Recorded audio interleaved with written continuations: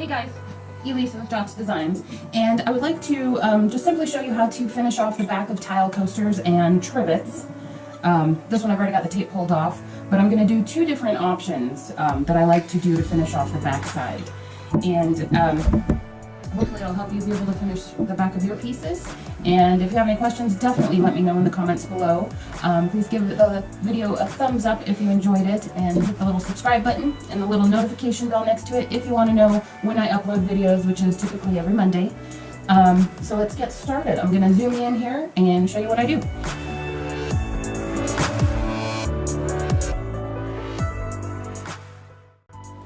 Okay, so I poured this one last week. This was kind of the one that I used in the video to describe how I take everything off. But it's been sitting for a week, so I'm much happier to be handling it today than the day after I poured it, because this is definitely much harder, more like glass. Both of these have the heat-resistant resin by Countertop Epoxy. It's the premium FX epoxy that I've used on these. And one thing you want to make sure, if you have heat-resistant resin, to not actually use them for that purpose until about 30 days after that top layer has been poured. It takes that long for the resin to cure and get up to that heat-resistant capability. So keep that in mind. And again, I've already taken the tape off of this one, so I'll show you how to do the tape off of this one. It's how I like to do the back of tiles. Makes it so much easier, and really easy to just get a clean edge, and make it simple to finish off the back. So to start, what we need to do is heat up the resin to soften it, and then it helps pull it out. So I've got my, it's a little hard to show, my heat gun, and it's a variable heat gun, so it has a knob that I can change the heat setting. I definitely want this up on high because we want the heat. I think I'm going the wrong way. There we go. Yeah, we definitely want the heat to soften up the resin. We're not going to make it start running off or anything like that, just to soften that and help pull off that tape.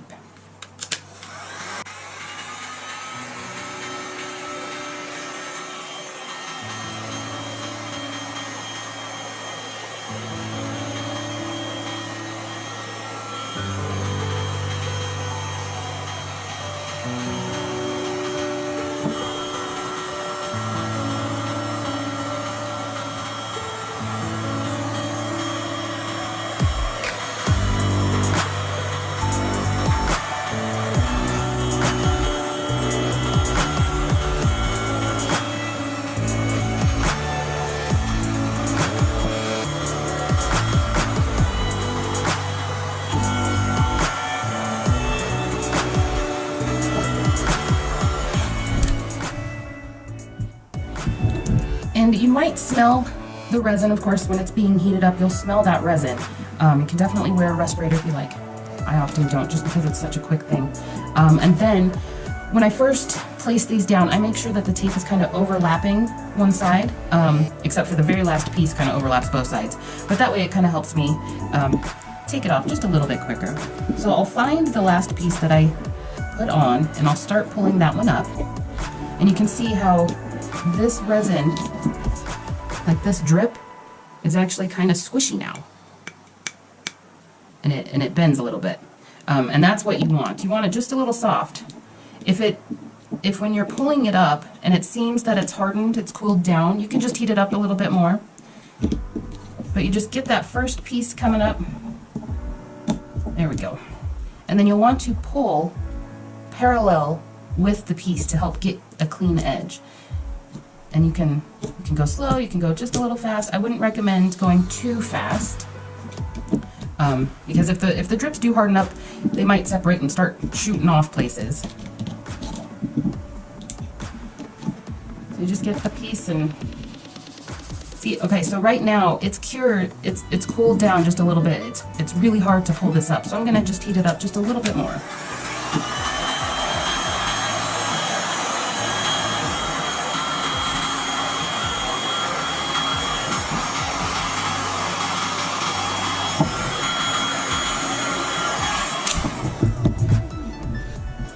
And if little pieces are left, that's okay.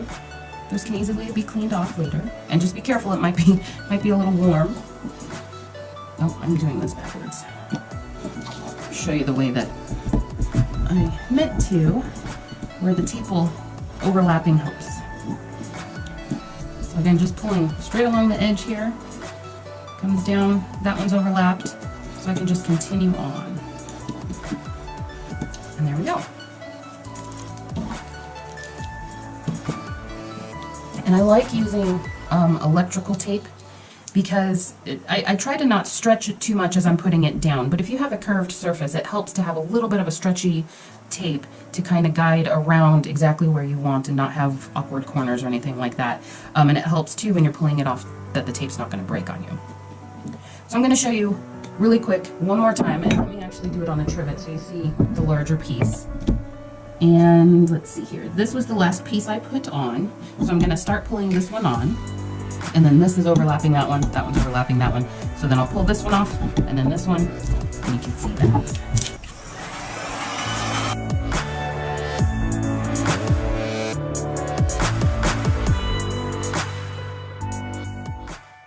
Okay, so I'm going for the piece I put on last. I think I need to warm it up just a little bit more.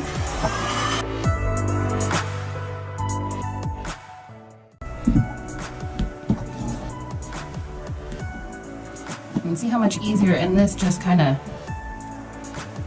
it's bendy, it's easy to just kind of take apart. And that's kind of what you're looking for when you want to pull these off.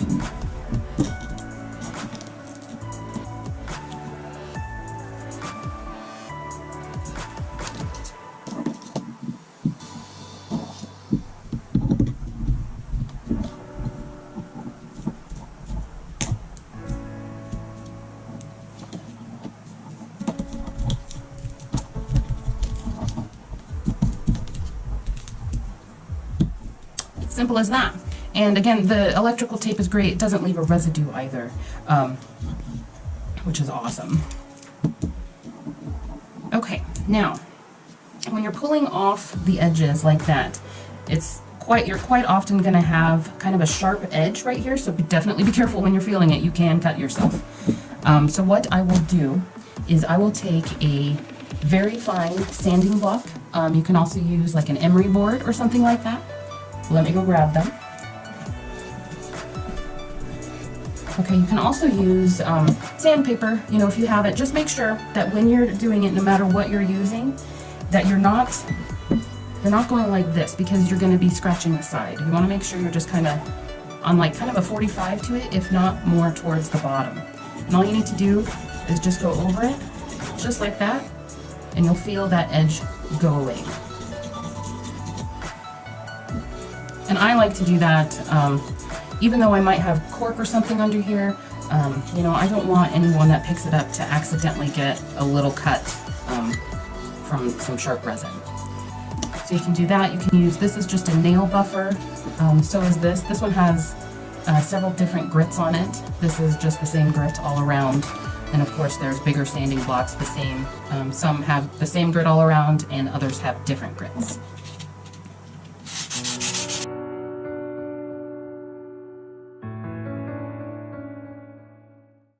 Same with this one. You can see just a little bit of the seepage underneath the tape, but it's not bad. Like, you really don't even, it's nothing like having drips that you have to sand off or anything like that. When I took this off, it was still not fully cured or anything. So there's a couple little pieces that stick up just a bit more on the edge. So I'm going to take one of the heavier grits on that just to make sure I get that down all the way.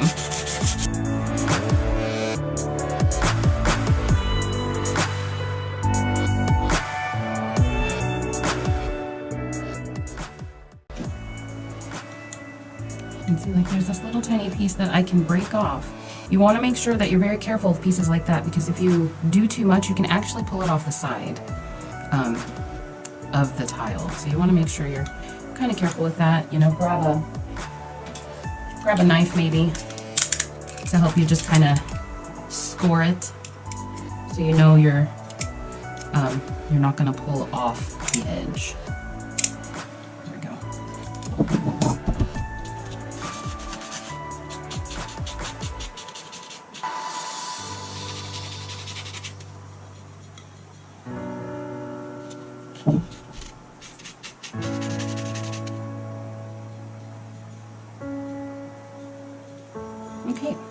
once you're satisfied with that, you'll want to dust everything off, and I just wipe it down with some alcohol, make sure I get all my fingerprints off. So I'm going to clean this up just a little bit here.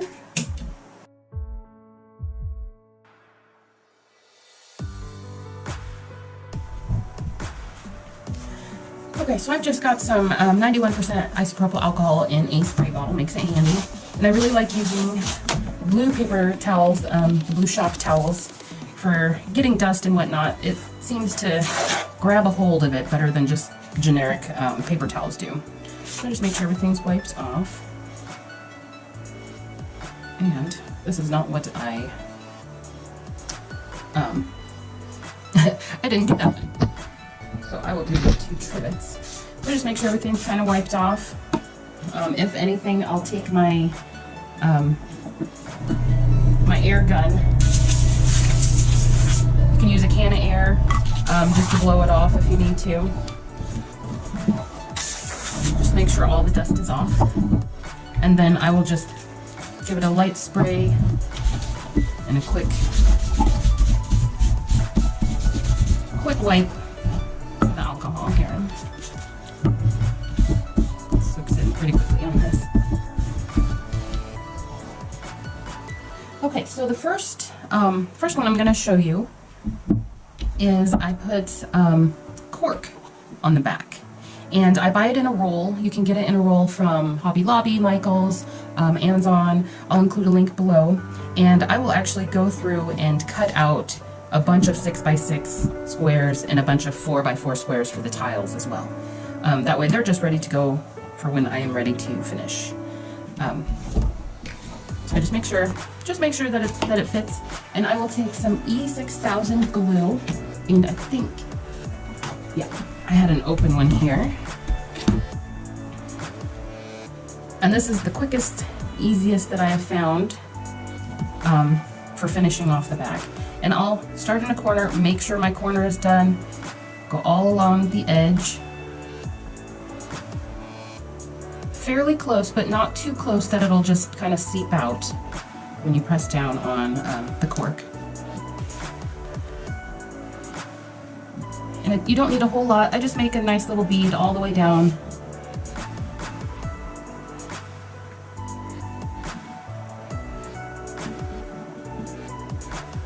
I do want to make sure that there is glue constant all the way around though. And then I will hit some of these higher spots just to make sure that the cork is touching down everywhere and pretty good and solid. And a nice little blob in the middle.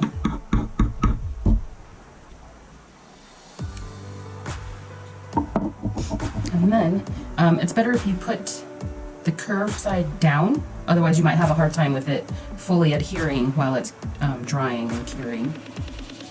Just kind of line it up. And sometimes I'll have a little bit of hangover on one edge or the other, and I try to just make it as few edges as possible that I have to trim off. And this actually doesn't look too bad, maybe just the corners are sticking out just a little bit. And I'll press it down nicely and just kind of hold it for about 10 to 20 seconds. And then I'll flip them over. And if I'm doing a bunch, I'll start stacking them on each other. But I'll flip it over, and then we'll put weight on top of it. I have a stack of magazines that I typically like to use, or even a stack of other trivets that I have handy or something, just to make sure there's a little bit of weight on there while the glue is drying. And according to this, it takes about 24 hours. So we're just going to let it sit for a day, and then it's ready to go. This one, as you can see, there's really no overhang on the cork too much. A little bit right here on this edge, so I might trim that up when it's done drying. And I will just take a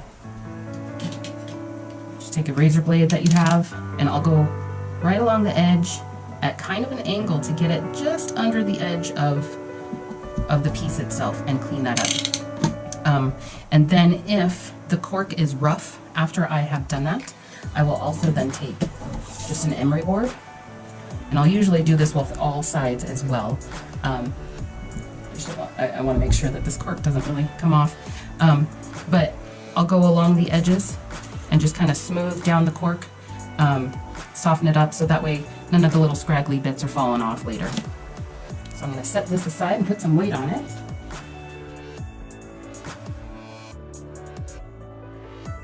The other way that I will finish off the back is I'll just use some acrylic paint, kind of just depending on what the front looks like. You know, I could go with blue or some bronze or some gold with this one. Just going to stick with the gold, and I like using metallics.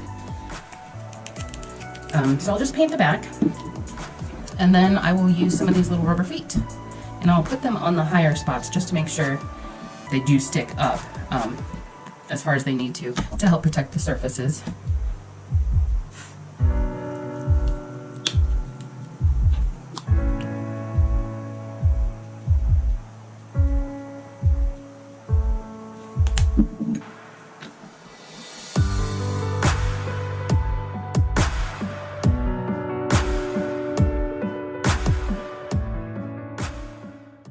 Okay, so that's done.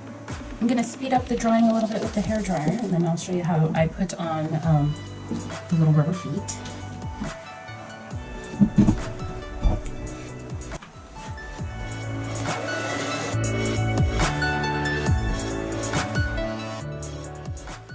You can see I'm getting just a few bubbles here from the heat. I'm just going to pop those with a toothpick. Push them down a little bit so they don't stick out too much. Just letting it air dry, of course, would avoid these bubbles.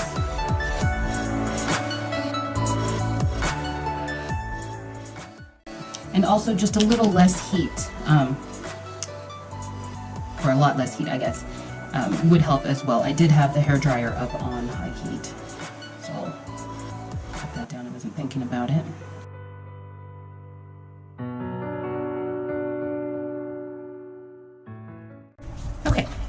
So those are dry enough, and I'm just going to take these little guys. And they're self-adhesive, but I definitely like adding just a touch of the E6000 glue just to make sure.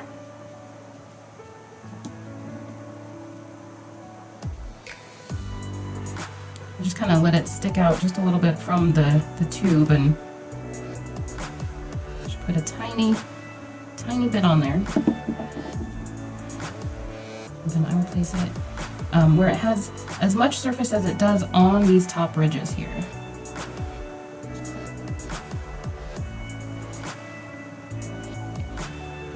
And I'll hold it in place for at least 10 seconds, just to make sure it's there. But again, with the E6000, you definitely want to wait about 24 hours before normal use. And having it self-adhesive will help it stay just a little bit better too.